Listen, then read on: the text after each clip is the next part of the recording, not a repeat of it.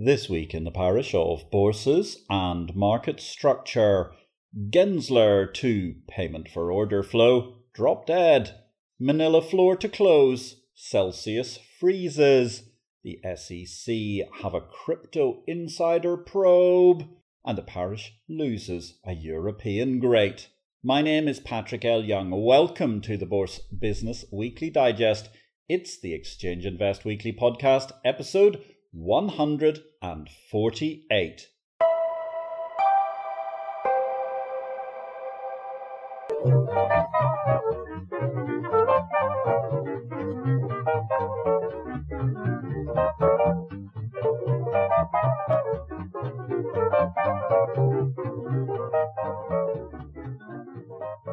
Good day, ladies and gentlemen. This is a very brief reduction of highlights amongst the key headlines from the week in market structure. All the analysis of the many events of the past 7 days can be found in Exchange Invest's daily subscriber newsletter, the unique guide to the bourse business, sent daily to your inbox.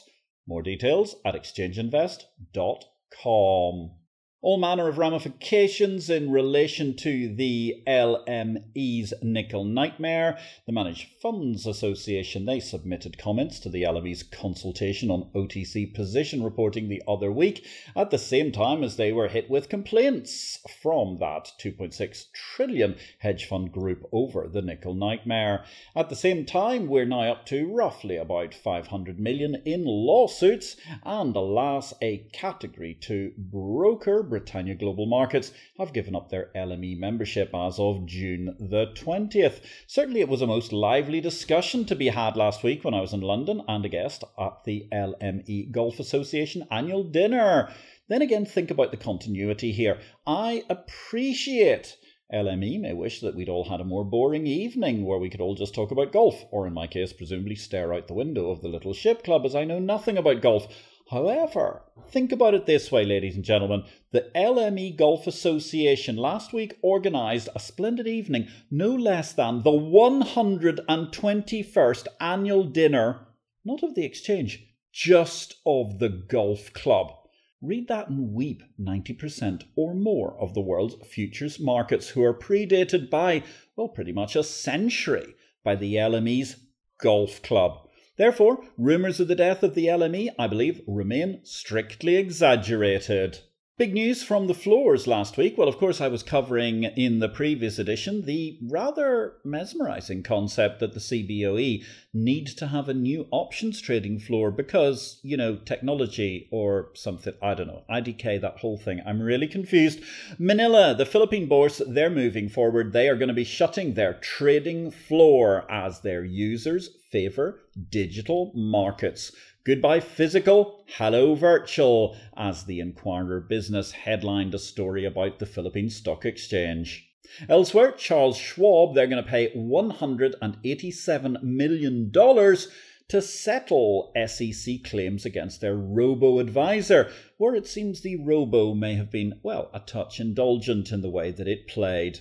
New markets this week. Good news, BGC are planning a crypto exchange, albeit they're planning it by the Q1 of 2023, which, given the course of the past 7 days, makes one wonder if there will be any crypto by Q1 2023. At the same time, Angola, Bolivar, they have finally got their stock market open after a decade of false starts. Congratulations to the African nation. We hope that they look forward to many great IPOs and a plethora of wonderful trading days in the future. Thanks for listening to Exchange Invest Weekly. We welcome your feedback. You can contact me directly, patrick@derivativesvision.com, with any comments. Meanwhile, if you enjoyed this show, we would welcome you giving us a thumbs up, or if you have time, a positive review will always be welcome, wherever you find this podcast. In deals this week, well, the action was in South America for starters. The merger of the stock exchanges of Chile, Peru and Colombia began a new stage in the course of the last week after the steering committee in charge of managing the process met in person in Lima. At last, COVID restrictions are waning, where they estimated an already operational integration is feasible by next year. It's great to see the Chile-Peru-Colombia merger moving ahead with alacrity. I hope this can help transform the region's markets and economies at a time when the underlying politics of South America post-COVID is one of anger, pushing towards populism. In other deals this week, Instinet are acquiring the FIS algo trading business. The Moscow Exchange, they've bought a stake in the Potok crowdfunding platform, and Opus, the Dow Jones company, which I do believe was spun out of IHS Markit a while ago, they're acquiring the pricing data assets of Singapore Solar Exchange Limited. Speaking of everything between the sun and the moon, and I don't mean the lunar crypto coin, how are you understanding what's going to come next in the crazy, incredible world of fintech and financial markets? Well, if you're looking for inspiration, you need a copy of my latest book, Victory or Death, Blockchain, Cryptocurrency and the Fintech World, published by DV Advisors and distributed by Ingram Worldwide. Meanwhile, while you're waiting for your copy of Victory or Death to arrive, check out our live stream Tuesday 6 p.m. London, 1 o'clock New York time. It's the IPO Video Live Show. IPO-VID has back episodes on LinkedIn and YouTube, which you can find via IPO-VID. Our latest show, we had Max Butty developing digital assets. He is, of course, the head of exchange markets for equities at the Swiss Digital Exchange, a subdivision of the SIX Swiss Exchange. And next week, we're looking forward to chatting to the inestimable Mac Gill. He's going to be discussing delivering new parish tech. Catch that Tuesday, 7 p.m. CET, 6 o'clock London, 1 o'clock Eastern. In Cryptoland this week, it was the week where crypto walked into winter realization mode, and that meant a jobs bloodbath. Coinbase CEO Brian Armstrong sought to get ahead of the narrative by admitting a mea culpa that he had been responsible for overstaffing on the way up. Nevertheless, it was another poor comms moment for Coinbase. Staff being fired, locked out of their emails with, at best, low latency delay, and much, much more. Hence, cue a great wave of millennial anger. Not that Coinbase was alone in closing down job offers, as well as removing a solid 18% of current payroll from Coin. This was a bloodbath across the crypto business, which has encompassed almost every leading name in the field of, well, whatever exactly you define that loose amalgam of crypto broker-dealers, wannabe exchanges, and even in cases de facto casinos to be. Whichever it was, there are a lot fewer people employed therein this weekend. Exchange Invest is the daily must-read by the most influential figures operating the world's best markets. We invite you to join the exclusive group of bourse bosses and other C-suite executives who make Exchange Invest the exchange of information, their daily business intelligence guide to markets the world over. Exchange Invest is available to subscribers at $200 per user per year or currency equivalent. You can get more details at exchangeinvest.com or email me, patrick@derivativesvision.com.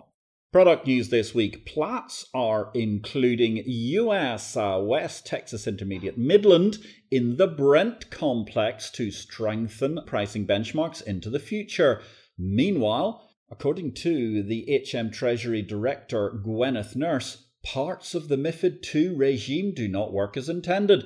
That left us scratching our heads in Exchange Invest this week as to precisely which parts she meant didn't work, and indeed, which parts did work out of MiFID II, the greatest waste of time in European regulatory history, if not indeed global regulatory history. One good piece of product news, and it was great to see, incidentally, at the AFM conference last week, the CEO, Les Mail, looking extremely pleased with developments in Dubai. The Dubai Gold and Commodity Exchange, DGCX, their listing is really shekel futures. Another fascinating product being added to the burgeoning DGCX product suite in the wake of the historic Trump-era Abraham Accords, which have made Dubai a tourist hotspot for Israelis amid burgeoning commercial links between the UAE and Israel. There's only one daily news source for the business of bourses, Exchange Invest, the exchange of information. Exchange Invest publishes the daily digest of everything in the market structure industry around the world in a user-friendly email briefing format from Monday to Friday. With additional pith by former Exchange CEO and long-standing fintech pioneer Patrick L. Young, yes, that's me, Exchange Invest is the unique one-stop shop for the daily news in markets, market operators and related functions. Exchange Invest is available to subscribers at $200 per user per year or currency equivalent. You can get more details at exchangeinvest.com or email me, patrick@derivativesvision.com. In technology news this week, the Nigerian Stock Exchange, they're going to be embracing blockchain to settle trades by 2023. And indeed, the smaller OTC market, NASD, in Nigeria, not to be confused with Nasdaq in America, of course, they've also signed a deal this week with the vendor BlockStation, which have already been installing across various Caribbean digital markets, also to add blockchain settlements for digital assets in the near future. Euronext, they have purchased the financial technology vendor Nexi. Nexi being an Italian company at a price of 57 million euros, that's 59 million US dollars. Nexi is most famous for powering the MTS technology stack of the bond market, which of course is owned these days by Euronext. Also at Euronext, they've successfully completed the migration of their core data centre that's left the UK post-Brexit and arrived all the way over in sunny Italy. Regulation news this week, well, it was all about Wall Street's top cop proposing massive changes to the stock market. SEC Chairman Gary Gensler has finally fixed his sights on payment for order flow trading. He seeks to make that, in his words, fairer for everyday retail investors, with some tweaks to the stock market's plumbing. Must admit, I have long struggled to resolve payment for order flow as anything but a boondoggle for sucking money from retail by a certain kind of corporate interest. So it strikes me that Gary Gensler has hit a rather interesting nerve, especially as the recent downturn has somewhat calmed the ardour and indeed the power to protest of the meme Reddit set, muting their previously voluble utterings on the topic. That caused an instant scrabble amongst the brokers, who, rather like wide-mouthed frogs in that very, very old joke, have suddenly gone all thin-faced and are looking to replace payment for order flow amidst that SEC crackdown, even before it's clear exactly what Gary Gensler aims to do. Fox Business, they had perhaps the scoop of the week. They are informing us that the SEC have launched an insider trading inquiry into crypto exchanges. Indeed, while I note that certain crypto entities have been very eager to embrace the fashion industry in recent times, at no time was I appreciative of the fact that orange jumpsuits might become an element of the essential summer wardrobe amongst at least crypto exchange executives, even though it appears that may be Comrade Gensler's impending fashion choice for certain crypto entities. Career news this week, Sergei Shvetsov has been elected as chairman of the Moscow Exchange Supervisory Board. And then last we turn to sadder news. First up, I'm very sorry to hear of the demise of Hal Hansen, the longtime boss of Cargill Investor Services, the Cargill's FCM, who was a former FIA chairman, died at the age of 85 in his home in Naples, Florida.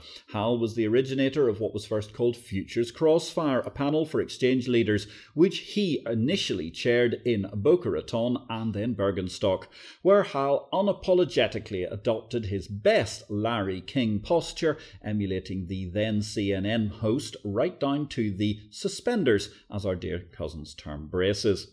Following his retirement, I was honoured to become chairman of the Crossfire panel until its demise, which sadly front-ran the eventual demise of SFOA itself.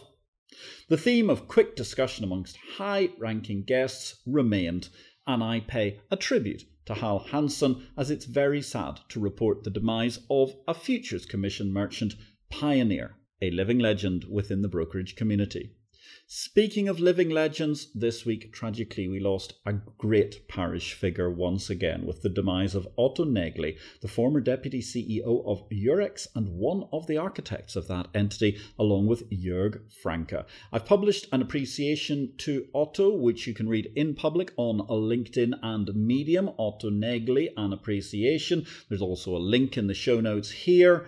Because you know, ladies and gentlemen, even when it's inevitable, the act of paying tribute is no easier. We've endured a somewhat torrid quarter in the parish with the deaths of Brian Taylor, Chris Pryor-Williard, and also now, alas, Otto Negli.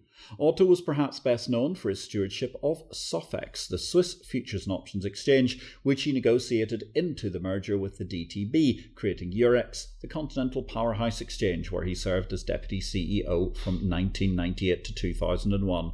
Otto went on to many other activities as a non-executive, including chairing the CME European Clearinghouse and a number of board positions. It's impossible to surmise his career in a very simple sentence, but it was always a joy to work with, to speak to, and indeed to be part of any conversation with Otto Nägeli throughout his career. A third titan of the exchange world has passed away in a matter of weeks, and even though I knew it was coming, it really doesn't make it easier. Thank you, Otto. Farewell, my friend.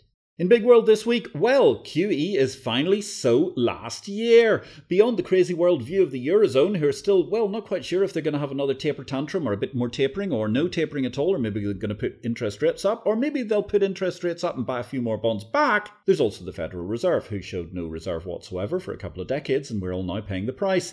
Anyway, that fabled beast, the yield curve, has stirred from its lair, sometimes with vigour. In fact, pretty much all of the world seems to be up 10% at the moment, except for the Swiss, because they didn't spend like a footballer's wife during COVID on government spending, so they're actually a lot lower, even though the Swiss are finding the idea of several percent inflation to be pretty mesmerically mind-blowing compared to the Swiss overall mindset of low inflation. Nevertheless, it's coming, ladies and gentlemen, and that means the yield curve is back and alive, and that means your mortgage rate could well be going, well, depending on what age you are, up, a long way up, or indeed stratospherically through the roof beyond anything that you can possibly conceive is a viable model. Let's take as our example today Poland. Poland have just raised their interest rates to a 14-year high, and they're battling inflation, ladies and gentlemen. They're determined actually to get it by the scruff of the neck. That means we're looking at 6% base rates, mortgage rates anywhere between 9 and 11%. Of course, 6% as a base rate alone is deemed impossible by an awful lot of the highly leveraged, often millennial folk who've never seen the like of, well, even 4% interest rates. And they think that 4% is pretty much as high as anything that the British pound, the US dollar or euro might go to. Frankly, it's quite a quaint opinion to be hanging on to, and ultimately there are going to be big economic repercussions throughout the world as those interest rates start to go up. And indeed, as we looked all the way out to the Far East, we hear that a looming debt crunch positions Laos as the next possible default candidate, as a series of different countries across Asia are looming in default. Crashing currency inflation surge has sent the Laotian kip into crisis territory. I haven't used Philander Chase Johnson's magnificent rejoinder to complete an article in Mad Magazine way back for a while, but it appears appropriate here, ladies and gentlemen, when it comes to the macroeconomic outlook. Cheer up, the worst is yet to come. And on that mysterious and magnificent note, ladies and gentlemen, my name is Patrick L. Young, founder of Exchange Invest, builder of exchanges the world over. I wish you all a great week in blockchain, life and markets.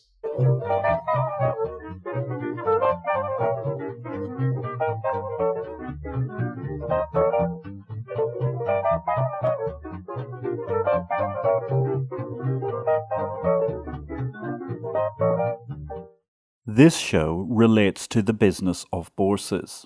It is not to be construed as investment advice, nor are we making any investment recommendations. Please consult an investment advisor before you make any investments, and for goodness sake, do your due diligence and do not make investments without complying with the regulations in your home state. Exchange Invest cannot be held responsible for any investment decisions made as a result of our program, which is for entertainment purposes only. The material herein is copyright Patrick L. Young at the date of publication, while our music and sound effects are sourced from copyright-free sources. Thanks for listening to Exchange Invest Weekly, the exchange of information.